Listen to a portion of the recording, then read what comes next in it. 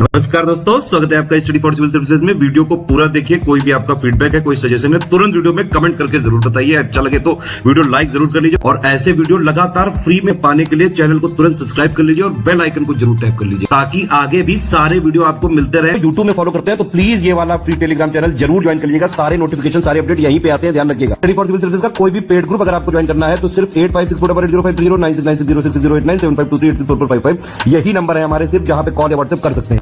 Instagram पे हमारा page जरूर फॉलो कर लीजिएगा, studyforcivil.services है। ट्विटर पे हमको जरूर फॉलो कर लीजिएगा, @studyforcivils है। सारे क्वेश्चन अटेम्प्ट करिए और स्कोर अपना तुरंत कमेंट करके बताइए। नेक्स्ट है दिसंबर 2024 में किसको 3 साल के कार्यकाल के लिए एसबीआई बैंक जो है इसका प्रबंध निदेशक नियुक्त किया गया है। ऑप्शंस देखेंगे एक बार ध्यान से। ये राम मोहन राव अमारा, ऑप्शन सी। और वर्तमान में जैसे ये पूछ लेते हैं कि चेयरमैन कौन है इसका एसबीआई का, तो CS शेट्टी। ठीक है। नेक्स्ट है हाल ही में किस देश के विनिसियस जूनियर ने 2024 का FIFA best men's player of the year का पुरस्कार जीता है। तो ये भी इंपॉर्टेंट है, संबंधित है ब्राजील से। ठीक है। फीमेल विनर का भी नाम यहाँ पे आप देख लीजिए। हाल ही में किसको 2023 के राष्ट्रीय तानसेन सम्मान से सम्मानित किया गया। तो ये बेसिकली आयोजन होता है ग्वालियर में, जो कि जन्म और ये समाधि का स्थल है तानसेन की, जो है ये ग्वालियर है ना, मध्य प्रदेश। तो यहाँ पर ही आयोजित होता है तानसेन अवार्ड। तो 2023 का एडिशन जो है उसका पुरस्कार दिया गया था एंड ऑफ 2024 में। ठीक है। किसको मिला है? स्वप्न चौधरी। ये एक इंपॉर्टेंट क्वेश्चन है, इसको ध्यान रखना है। मसाली गांव भारत का पहला सौर सीमावर्ती गांव बना है जो कहाँ पर स्थित है। तो बेसिकली क्या है, गुजरात में ये बनासकाठा डिस्ट्रिक्ट में है मसाली गांव। ठीक है। तो ये भारत का पहला सोलर बॉर्डर विलेज बना है। ठीक है। इसको ध्यान रखेंगे। पाकिस्तान बॉर्डर से लगभग 40 किलोमीटर दूर है ये। और इसमें जो स्कीम भारत सरकार की है PM सूर्य घर मुफ्त बिजली योजना, इसके तहत जितने भी हाउस होल्ड हैं तो उनके ऊपर ये सोलर पैनल वगैरह लगाए गए हैं, तो जिससे ही उनका ऊर्जा का उत्पादन और जो उसका यूसेज है वो सब कर रहे हैं। ठीक है। तो ऑप्शन फर्स्ट। नेक्स्ट है प्रतिवर्ष अल्पसंख्यक अधिकार दिवस किस दिन मनाया जाता है। तो जितने भी अल्पसंख्यक समुदाय के लोग हैं उनके राइट्स को रिकॉग्नाइज करते हुए UN ने ये डे डेजिग्नेट किया है 1992 से 18 दिसंबर। नेक्स्ट है 17 से 20 दिसंबर 2024 के मध्य विशाखापट्टनम कोस्ट पे भारत और किस देश के बीच द्विपक्षीय सैनिक नौसैनिक अभ्यास स्लाइनेक्स है ना, ये श्रीलंका के साथ होता है। इससे थोड़ा आप समझ जाएंगे अगर एग्जाम में आएगा तो। हिस्ट्री का एक क्वेश्चन है, औरंगजेब के शासनकाल की निम्न घटनाओं पर विचार करके कालक्रम अनुसार उसको व्यवस्थित करना है। तो मुगल बादशाह बनने के क्रम में ही ये सारी जो इवेंट्स यहाँ पे लिखे हैं आते हैं। ठीक है। उसके ही आपस के जो भाई बंधु हैं उनके ही बीच के ये फ्यूड्स। तो इसमें सबसे पहले है आपका ये बनारस के पास शुजा की पराजय। ये इवेंट जो है आपका है फरवरी 1658 का। ठीक। फिर जो है इसमें सेकंड आएगा धर्मत में विजय। तो ये अप्रैल 1658 का है, औरंगजेब और दारा शिकोह के बीच। फिर जो है सामूगढ़ है ना, ये हो जाएगा इसका मई 1658। ठीक। और सबसे लास्ट में है देवराय। ठीक है। तो ये 1659। ठीक है। इसके बाद फाइनली जो है वो बादशाह बनता है। तो कोड हमारा क्या बना? 2431। अब इसी क्वेश्चन से आप अंदाजा लगाएं कि यूपीपीएससी आयोग का पैटर्न क्या है, किस हिसाब से काफी क्लोज डेट्स, मतलब महीने तक आपको पता होनी चाहिए। कई बार तो वो डेट का भी इवेंट दे देते हैं कि जैसे मान लीजिए मई 1700 में कई घटनाएं हुई तो उन 4 घटनाओं को लगाइए। तो इतना डिटेल में याद कर पाना मुश्किल तो है ही, लेकिन आप लोग जो है इसी हिसाब से पढ़ें। जैसे जो लोग पेड मेंबर्स होंगे, लिस्टिंग्स वगैरह जो पढ़ते हैं, तो वहां पे देखा होगा कि ये चीजें काफी अच्छे से ऐसे टेबल वाइज दी हैं, तो मतलब याद करने में आसान होता है ना। तो इस चीज का भी आप लाभ लीजिए। शनि ग्रह के वायुमंडल में इसमें से कौन सी गैस सबसे अधिक मात्रा में पाई जाती है। तो जैसे हमारा एटमॉस्फेरिक कॉम्पोजिशन है, ठीक है, आप पढ़ते हैं हाइड्रोजन, ऑक्सीजन, कार्बन, ये सब चीजें, तो वैसे ही सैटर्न का देखेंगे तो यहाँ पे सबसे ज्यादा है मीथेन, है ना, CH4। नेक्स्ट है काराकुम मरुस्थल किस देश में स्थित है। देखिए इस तरह की जो चीजें हैं प्लीज साथ के साथ आप मैप लेकर के रखें, अपने जहां पढ़ाई करते हैं मैप लगा लीजिए, साथ में उसको वहीं पे लोकेट कर लेंगे तो फिर ये लंबे समय तक याद रहेगा। ठीक है। तो जो है काराकुम का अर्थ होता है ब्लैक सैंड। इस तरीके से ये डेजर्ट मतलब जाना जाता है, जो कि स्थित है कहाँ पे? तुर्कमेनिस्तान। अगला है किस संविधान संशोधन के द्वारा दिल्ली को राष्ट्रीय राजधानी क्षेत्र बनाया गया, जो एनसीआर आप पढ़ते हैं, ठीक है, नेशनल कैपिटल रीजन। इसमें आने वाले क्षेत्र खास करके उत्तर प्रदेश के क्षेत्र जो इधर मुजफ्फरनगर तक पड़ता है वो आपको पता होना चाहिए। तो इसी में ये जो है अमेंडमेंट 69 है ना हुआ था, उसके माध्यम से जो है एनसीआर बनाया गया और ये एक आर्टिकल इसमें ऐड किया गया था 239AA, इसको पढ़िएगा, ठीक, 1991। कौन सा देश लैंडलॉक है, मैप पे इसको भी लोकेट करेंगे, इसमें से सारे ऑप्शंस देखेंगे तो बोलीविया है। नेशनल इन्वेस्टमेंट फंड की स्थापना या गठन भारत सरकार के द्वारा किस वर्ष में किया गया था? तो जो जैसे हमारा जो ये सेंट्रल पब्लिक सेक्टर एंटरप्राइजेज है, तो इसका डिसइन्वेस्टमेंट होता है, इस चीज को पढ़ना है आपको। तो डिसइन्वेस्टमेंट के माध्यम से जो फंड्स सरकार इकट्ठा कर रही है, तो उसको प्रॉपर चैनलाइज करने के लिए इस फंड का एस्टैब्लिशमेंट किया गया 2005 में। इसमें से कौन से गर्म रक्त वाले जीव हैं, ठीक है, वार्म ब्लडेड। तो वार्म ब्लडेड जो है इनको हम एंडोथर्म के नाम से भी जानते हैं। क्या अर्थ होता है इसका? ऐसे जीव जो अपने कह सकते हैं कि इंटरनल बॉडी टेम्परेचर को खुद ही रेगुलेट कर सकें, ठीक है। तो इस विकल्प में क्या हो जाएगा, ये जैसे मैमल्स है ना, बर्ड्स। वेद त्रयी क्या होता है, ठीक है, तो वेद त्रयी बेसिकली 3 वेद जो है उनको सामूहिक रूप से जानते हैं, अथर्ववेद को छोड़ करके। तो कौन कौन से बच गए? ऋग्वेद, यजुर्वेद और सामवेद, ठीक है, इनको की कह सकते हैं फाउंडेशनल टेक्स्ट माना जाता है हिंदुइज्म में। नेक्स्ट है रेलवे बोर्ड के संदर्भ में कौन सा कथन सही है? इसका गठन लॉर्ड कर्जन, देखिए कर्जन का जो आप टाइम पीरियड देखते हैं as the viceroy of India, है ना, जो फेमस इवेंट है इसका, ये पार्टीशन ऑफ बंगाल 1905 का, तो ये उसी के काल में हुआ था 1901 में, ठीक है, आगे लिखा भी है वो। लॉर्ड कर्जन ने थॉमस वाटसन की अध्यक्षता में रेलवे बोर्ड का गठन किया था, जो कि टॉप डिसीजन मेकिंग बॉडी के रूप में जानी जाती है रेलवेज के लिए, और उस समय जो है रेलवे में सुधार के लिए इसकी एस्टैब्लिशमेंट की गई, तो ये भी ठीक ही बात है।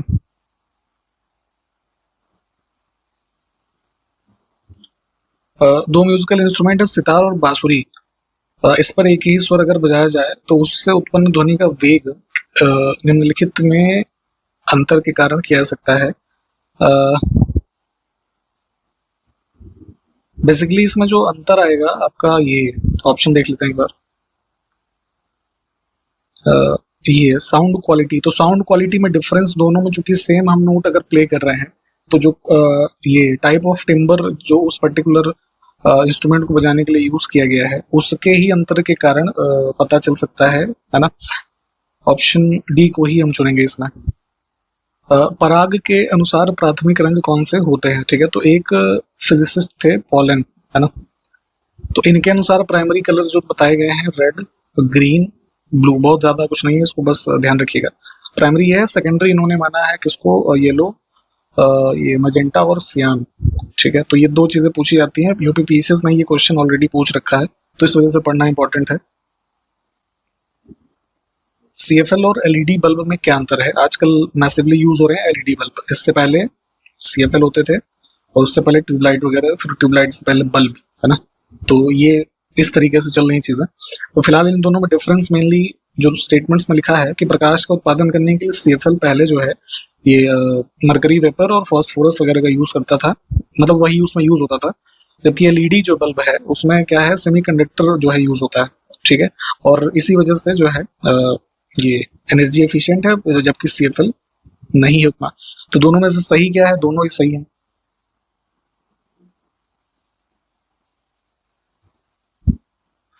इसमें कुछ वायसरायज हैं, उनको उनके कालक्रम के अनुसार व्यवस्थित करना है। तो इसमें सबसे पहले है ऑप्शन में ये लॉर्ड रीडिंग 1926 लास्ट हो गया, फिर जो है आएगा इरविन, है ना, फिर वेलिंगटन, फिर लिलितगो, लास्ट में ये वेवल। तो 5, 2, 3, 1 और 4, ठीक।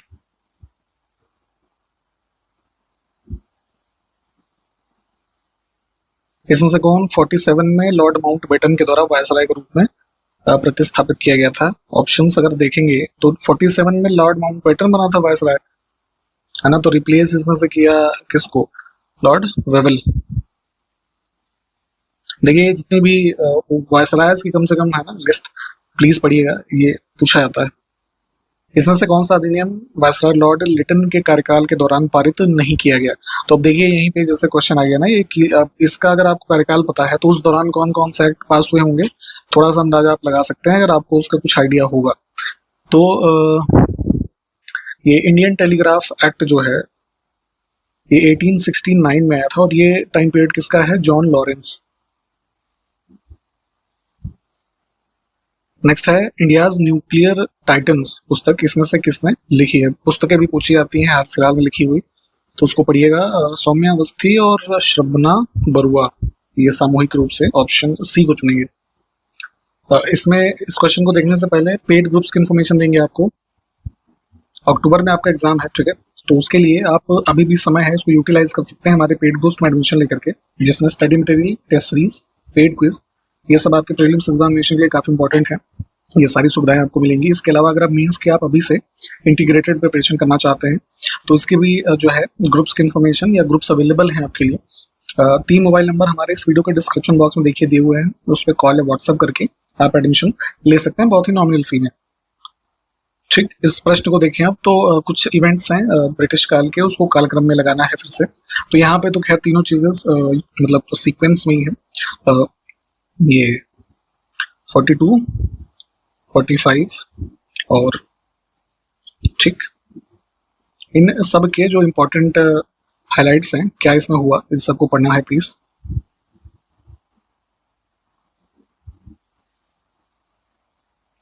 उस वायसराय का नाम बताना है जिसके शासनकाल या कार्यकाल के दौरान इल्बर्ट बिल विवाद उत्पन्न हुआ था।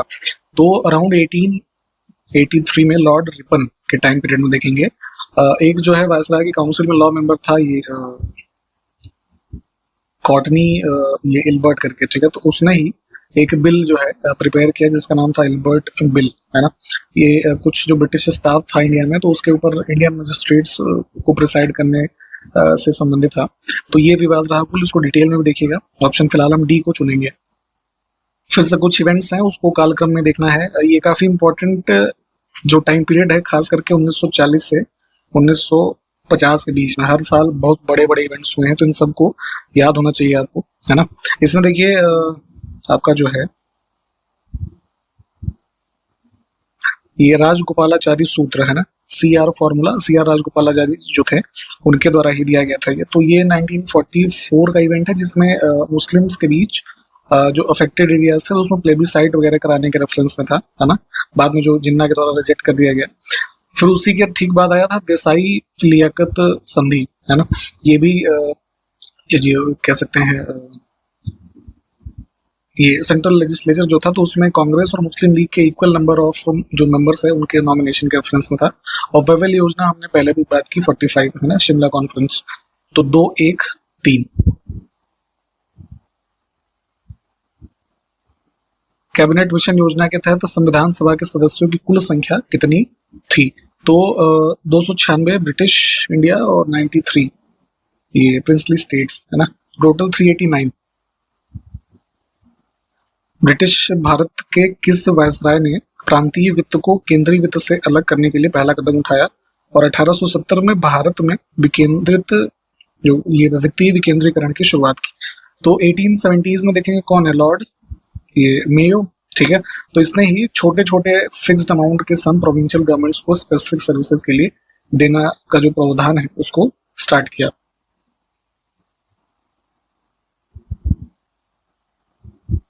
इसमें फिर से कालक्रम में देखना है। सबसे पहले रॉबर्ट क्लाइव, है ना, और उसके बाद आएगा वॉरेन हेस्टिंग्स, ठीक है। फिर लॉर्ड कॉर्नवालिस और वेलेस्ली लास्ट में। तो 2, 1, 3, 4 ये मतलब वही जो मैंने अभी ऊपर ही बताया था कि रॉबर्ट क्लाइव से लेकर के यहाँ माउंट बैटन तक जितने भी नाम है, नाम कम से कम पता हो, जो खास खास जिसमें काफी बड़े इवेंट्स हुए हैं उनके जो ये समय काल है ना, वो पता होना चाहिए।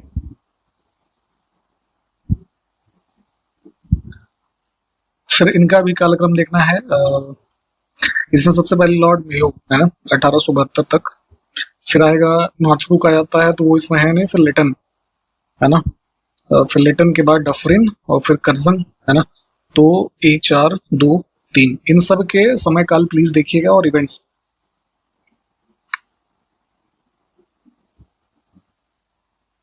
अब इसमें गवर्नर जनरल जो रहे उनका क्रम पूछा गया है। तो इसमें सबसे जैसे प्रमुख है सती प्रथा से संबंधित विलियम बेंटिक, है ना। तो ये 1828 से करीब 35 तक। उसके बाद फिर आता है मेटकॉफ, लगभग 1 वर्ष। फिर लॉर्ड ये आपका ऑकलैंड 36 से 42 और एलनबरो 44 तक, ठीक है। तो इसमें 1 2 3 4 ये तो क्रम सही है।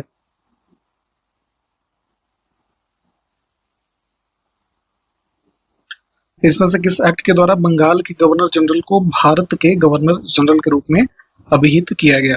तो चार्टर एक्ट आया था 1833 का, जिसके माध्यम से जो ब्रिटिश टेरिटरीज थी उसमें पूरे भारत में उस पे एक तरीके से सेंट्रलाइज ब्रिटिश एडमिनिस्ट्रेशन देने के लिए गवर्नर जनरल ऑफ जो बंगाल था उसको अब गवर्नर जनरल ऑफ इंडिया है ना डेजिग्नेट किया गया था। तो ये एक प्रमुख विशेषता थी इस वाले एक्ट की।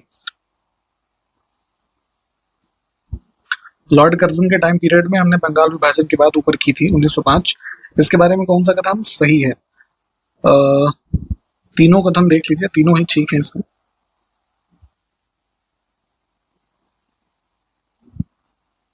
दो समतल दर्पणों को परस्पर लंबवत रखा जाए तो उनके बीच रखे गए किसी वस्तु के प्रतिबिंब की संख्या कितनी होगी?